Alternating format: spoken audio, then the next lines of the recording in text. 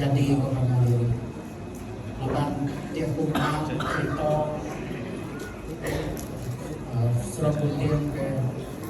jadi mulai pada yang lagi ada yang semalam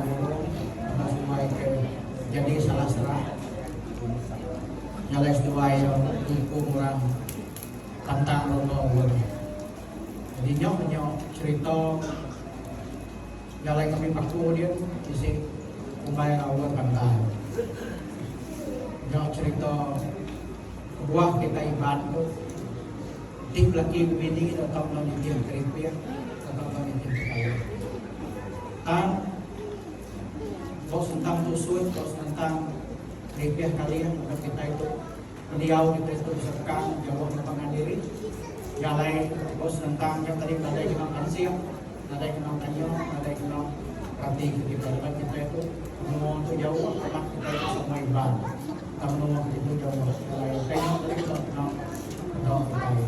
kira kinaday salah serah berbuah sulai ke jadi laki ini tentu kay pagkok malam itu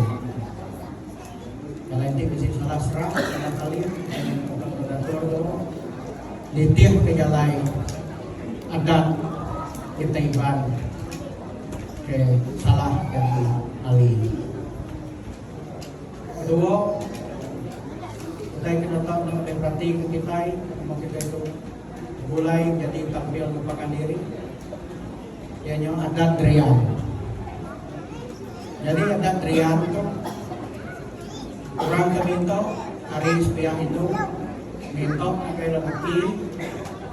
dan hari turun hari berposrah ditih diatur ditih kayu jalai ketua menyok tampil jadi laki bini bapak diri. Jalai itu tadi kerana kami semua lebih lihat dia sudah dikenal kami jalai Arispia laki Arispia itu sudah sudah selalu nanti selalu runia kau kenal jalai ada kita ini belum sering mas begitu. Jadi awak mau kita itu untuk perlu panjai aku kemenang tusut hari pun namun buah kami itu binto ada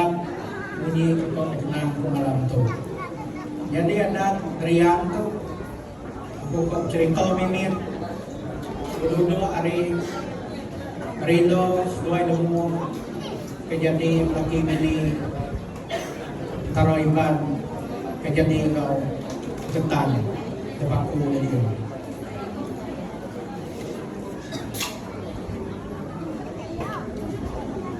jadi itu cerita ya jadi tinggi itu tuai ketan aku lalu tindikan itu tuai ban hari matang sekarang iya jadi cerita yang itu buah tinggi kena panjang dari ukir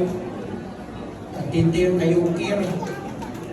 kalau mau hadiah mau sekarang jadi panjuannya tadi selalu bising dikacau selalu bising orang kacau selalu bising orang gergau panjuan kedatangan dia tadi lalu tujuan dia tadi kilun ke sapo pagi orang ke ngacau panjuan yang tadi udahnya tinggi sesuai